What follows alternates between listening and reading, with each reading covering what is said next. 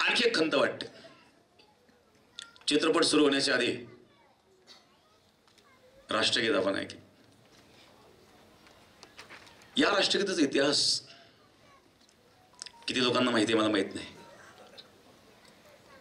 पण आज मी सत्य बोलून आपल्याला सांगतो, कदाचित तुम्हाला माहित नसेल. हे गीत 1911 मध्ये रवींद्रनाथ टागोर यांनी कलकत्त्याला गायलं. 1911 मध्ये देश स्वतंत्र नव्हता. रवींद्रनाथ टागोरांनी कलकत्त्याला गायलं. कोणासमोर गायलंय? जॉर्ज पंचम समोर गायलं. हा जॉर्ज पंचम कोण होता? हा जॉर्ज पंचम ब्रिटिश राजा होता, जो भारतावर अन्याय करीत होता, अत्याचार करीत होता. त्याच्या समोर हे गीत गायलेलं आहे आणि त्याच्या समर्थनार्थ हे गीत गायलेलं आहे. राष्ट्राला संबोधन नाही. पुढे भविष्यामध्ये याचाही संघर्ष करावा लागेल. म्हणून खरं राष्ट्रगीत वंदे मातरम असलं पाहिजे. वंदे मातरम सुजलाम सुफलाम मलयज शीतलाम सस्यश्यामलाम मातरम, हे खरं राष्ट्रगीत आहे. याचं मी विश्लेषण करून थोडक्यात सांगेल आपल्याला, म्हणजे आपल्या लक्षात येईल की आपल्याशी कसा धोका होतो. आजपर्यंत होत आलेला आहे आणि अजूनही होत आहे.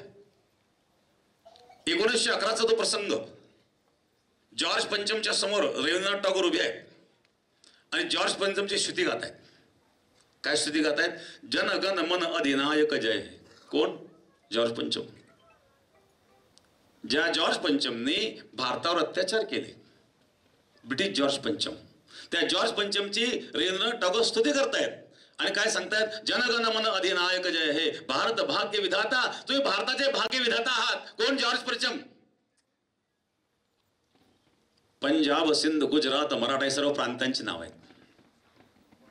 पंजाब सिंध गुजरात मराठा द्राविड उत्कल वंग विंध्य हिमाचल यमुना गंगा. हे काय करतायत? उच्छल जलधि तरंग. यातून जे तरंग निघतायत, कशाचे तरंग निघतायत? तव शुभ नामे जागे. तर तुमच्या शुभ नामाच्या ठिकाणी जागे आहेत. तव शुभ आशिष मागे. तुमच्याकरता भगवंत आशीर्वाद मागतायत. तव शुभ आशिष मागे. गाये तव जय गाथा. तुमची जय जय गाथा गातायत. जनगण मंगल दायक जय हे, भारत भाग्य विधाता. या भारताचे तुम्ही भाग्य विधाता आहात. अशा प्रकारची स्तुती ही जॉर्ज पंचमची रवींद्रनाथ टागोर यांनी केलेली आहेत. इथं राष्ट्राला संबोधन एकही शब्द नाही. आता कदाचित माझ्या या शब्दावर काही लोक ऑब्जेक्शन घेतील. पहा, इतिहास आहे, शोधा तुम्ही इतिहास. हे शब्द माझे नाही आहेत. रवींद्रनाथ टागोर यांचे फार मोठं कार्य आहे. रवींद्रनाथ टागोरांनी शिक्षण संस्थेमध्ये मोठं कार्य केलं. एक लक्षात ठेवा, आजही शिक्षण संस्था चालवणारे जे लोक असतात ना, त्यांना राजनीतीबरोबर समतोल राखावा लागतो, तर ते शिक्षण चालतं. ब्रिटिश काळामध्ये ज्यांनी भारतावर राज्य केलं, त्या काळामध्ये ज्यांनी शिक्षण संस्था चालवल्या, त्यांना ब्रिटिशांना धरून चालवावं लागत होतं आणि म्हणून त्यांनी ब्रिटिशांची स्तुती केलेली आहे आणि या स्तुतीवरून त्यांना नोबेल पुरस्कार मिळालेला आहे. म्हणून खरं राष्ट्रगीत हे वंदे मातरम हे झालं पाहिजे. उद्या भविष्यामध्ये आपल्याला याच्याकरता सुद्धा संघर्ष करावा लागणार आहे. कारण अशा प्रकारचे गुलामगिरीचे असे शब्द आमच्या मुखात आम्ही का करावे? हा इतिहास आपल्याला माहित नाही आहे आणि म्हणून एक आपल्या भावनेचा सुद्धा या ठिकाणी गैरफायदा घेतला जातो. आणि म्हणून अशाच प्रकारे वेगवेगळ्या पद्धतीने शिक्षण संस्थेतून चुकीचा इतिहास आम्हाला शिकवला गेला. आम्ही रामाचे कृष्णाचे वंशज आहोत. आम्हाला शालेय शिक्षणामध्ये शिकवलं गेलं की पाश्चिमात्य देशातून आर्य भारतात आले आणि भारतात आल्यानंतर त्यांच्यामध्ये भरत नावाची टोळी होती आणि त्यामुळे भारत देश नाव पडलं. चुकीचा इतिहास शिकवला गेला. भारत देश हा कोणत्या पाश्चिमात्य देशातून आलेल्या आर्यांच्या टोळीचा नाही आणि आर्य पाश्चिमात्य नव्हते, आर्य भारतीय होते. आर्य आमचे पूर्वज होते. राम पाश्चिमात्य देशातून आलेले नाही आहेत, कृष्ण पाश्चिमात्य देशातून आलेले नाही आहेत आणि आर्य संस्कृती पाश्चिमात्य देशामध्ये कुठेच नाही आहे. आर्य संस्कृती फक्त भारतामध्ये आहेत आणि ती भारतीय आहेत.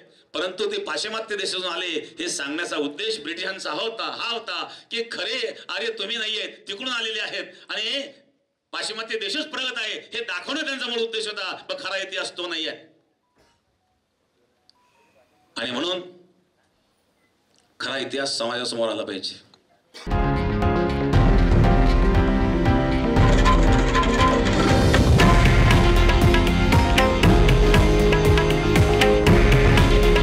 हे आहे देशातील नंबर 1 न्यूज नेटवर्क आणि आपण पाहत आहात TV9 मराठी.